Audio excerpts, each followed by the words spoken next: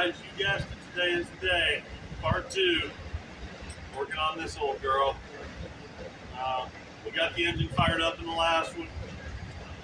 You know that the ignition key's not working. It had flat tires on it. I have remedied that. You see the Briggs & Stratton air compressor over there that we did in another video. I was lucky enough to be able to just pump the tires up. They had tubes in them, so I didn't have to fuss with getting them back on the rim. It seemed to be holding there pretty good.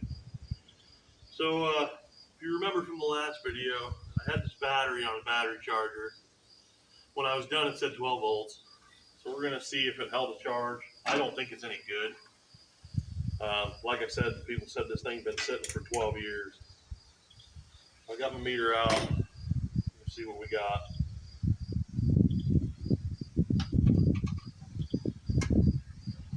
And I did notice this negative terminal on this battery looks like crap.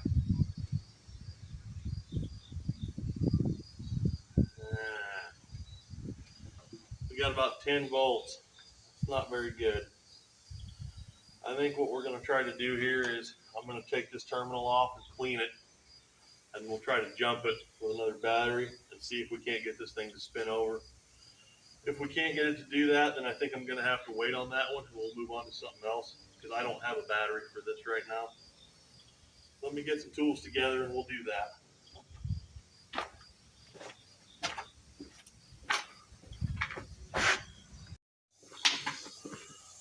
All right, we're back.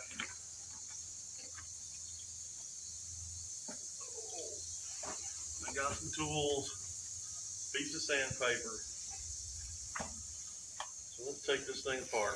Hopefully I don't arc the battery out because it's pretty close.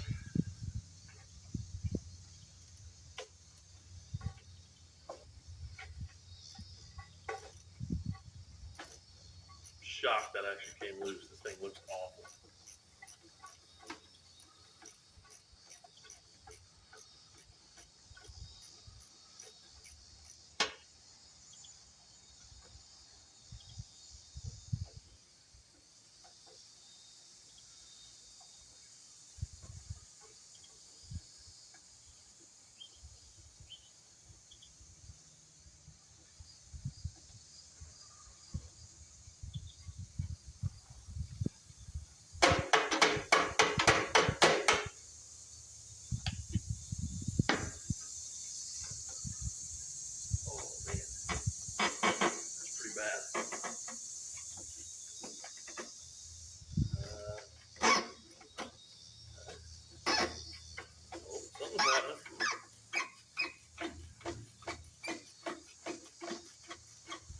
Dang, that's bad.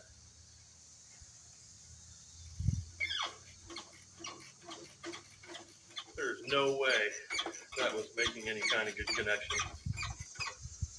I thought that was the ground positive.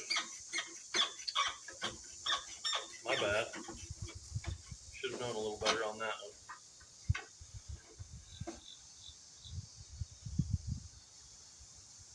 Looks like it's been on the Titanic.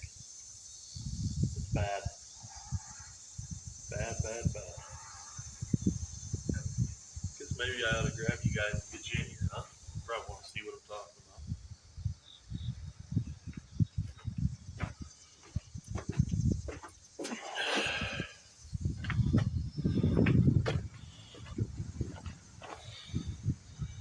So there's the end. There's the battery. Pretty bad. I'll clean that up and then we'll see what it does. Alright, I wound up pulling the battery out. I'm going to throw it on the charger to give it a chance to get all the amperes that it can. And I just want to take a minute to kind of show you guys something that I'm doing here. This connection looks really bad.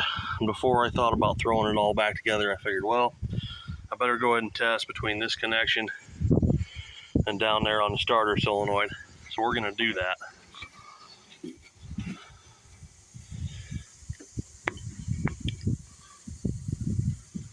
See how it's reading OL?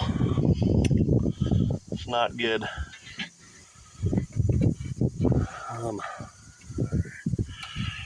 I had it reading a second ago. And I think it's this connector here that is bad. This is going to be hard to do one-handed. Real hard to do. I don't know if I can do this. I really want to show you guys this though.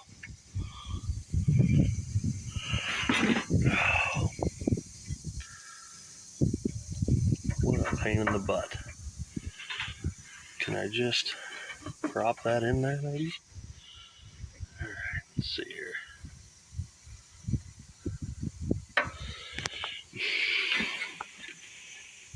You just don't want to show them, do you, tractor?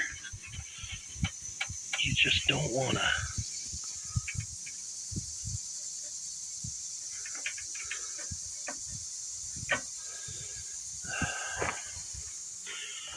Alright, I'm not going to be able to show you guys. I really wanted to. But anyways, what I got here is on this end, if I measure from here down to the starter solenoid, I'm getting 3.3 ohms.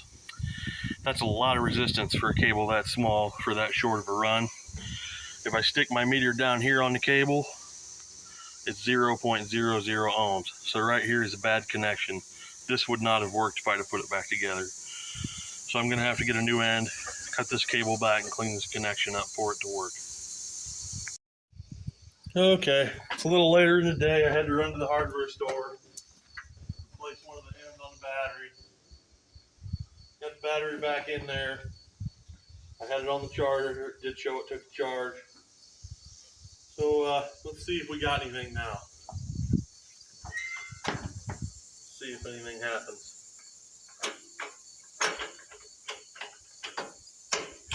Should be neutral. We got nothing. Nothing. So I guess I didn't check the battery voltage. Start with the smallest stuff first.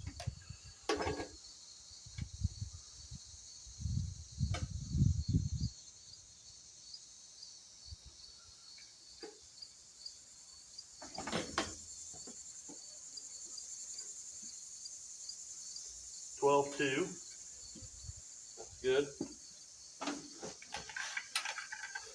We'll light a test light. It will. Is it throwing anything to the starter generator? I don't know if I can. Let's see. Okay, clutch is in. Oh, can I reach the key? Nothing at the starter generator. Okay. Alright, let me pull this fuel tank back up so we can get to our starter solenoid. Trying not to dump fuel everywhere.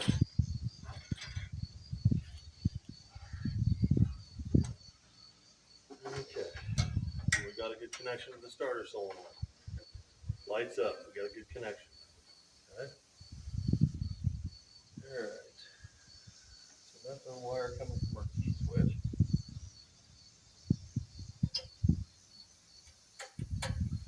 Do we have a bad connection on our key switch?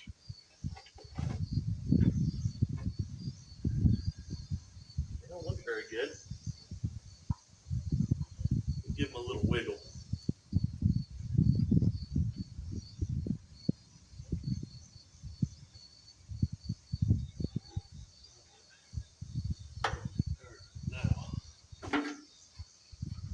Next question. This should be the trigger wire. No power on that wire. How about out of the solenoid?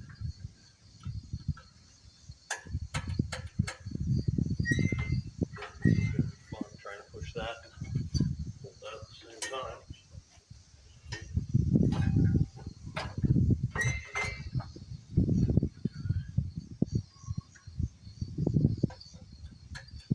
Alright, we got nothing coming out of our starter solenoid.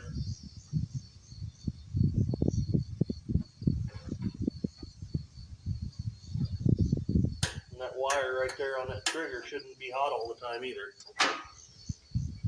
So we got a wiring problem here we got to figure out.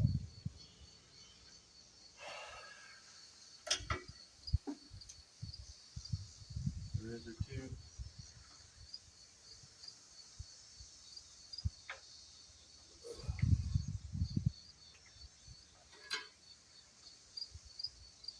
Why is that? I'm gonna have to yank this battery back out and pull this key switch out and look at it, I think. We'll do that. Okay, got the starter switch loose. I don't know if you guys can see this, but there's an S right there. That's the starter terminal. That's where the wire from here down to your starter solenoid goes. So when you turn the key to start, that wire should be hot. When you turn the key off, that wire shouldn't have any power on it. So let me see if I can go ahead and test this. So right now we got our key off. So trying to hold you guys in here is going to be fun. Let me see here. Where's the battery terminal wire at? I think it might be. Where's the battery at? I'm going to wind up chasing my fingers around here. I can already tell. There's a battery wire. And it just lit up our test light a second ago, but it's not now.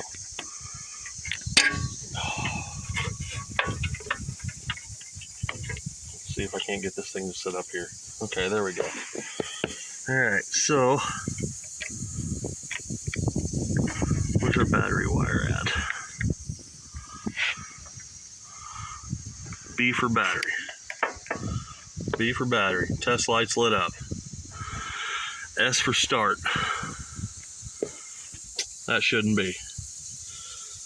Test light's lit up on the starter terminal with the key off. So this switch is bad internally, and it's constantly throwing power to the starter solenoid. So chances are that starter solenoid's burned up too. But I got a way that we can check that. Well, anyway, let's see here. Where's my gator clip at? Let's just make sure that the circuitry surrounding the solenoid is good. And the way we're going to do that is I got this wire with a clip on it. And I'm going to clip one end on one side of the starter terminal, and the other end I'm going to go across. We're going to jumper that and take that solenoid out of the equation. And that'll tell us if our wiring is good out there to the starter generator. Now, let me be careful not to arc this. All right. Oop. Yep, okay.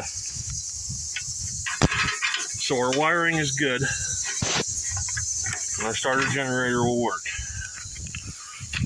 We need a key switch and a starter solenoid, which I do not have today. So I guess we're going to have to move on to something else. Maybe we'll see if we can't pull start this thing and get it to mow and see if the gears work. Alright, so I cleaned up a little bit, put some fuel in there. The right front tire on that's not holding there. They got tubes in them tires. So I might have to fire the old Briggs & Stratton air compressor up and throw a little more air in it. We're not going to be able to drive it very far, but we're sure going to give her a go. So let's go pull on the old pull rope and see if we can't get it to light off.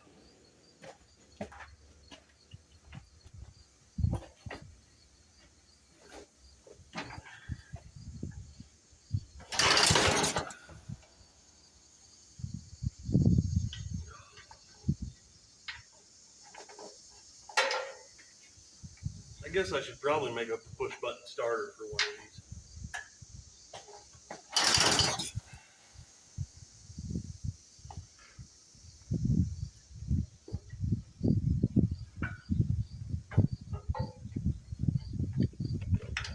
And a longer pull rope.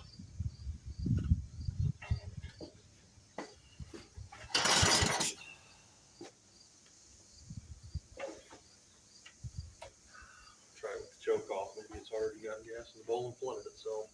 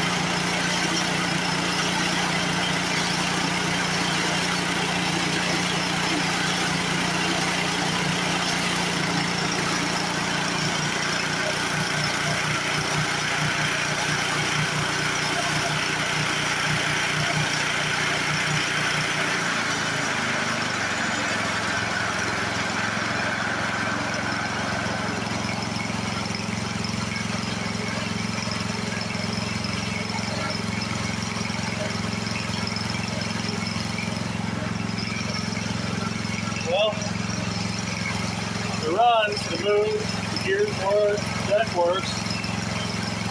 Let's go see if we can't get some shots of mold grass with it, guys. Let me go get it.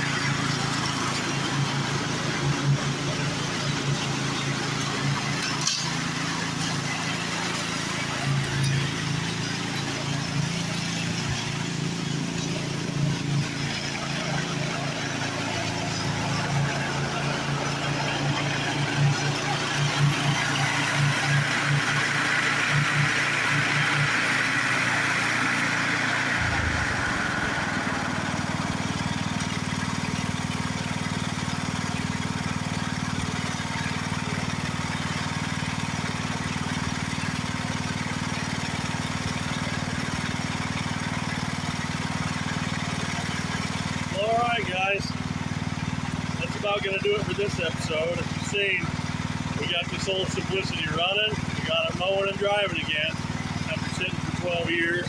Still needs some work on the starter generator circuit, need a starter solenoid and a key switch.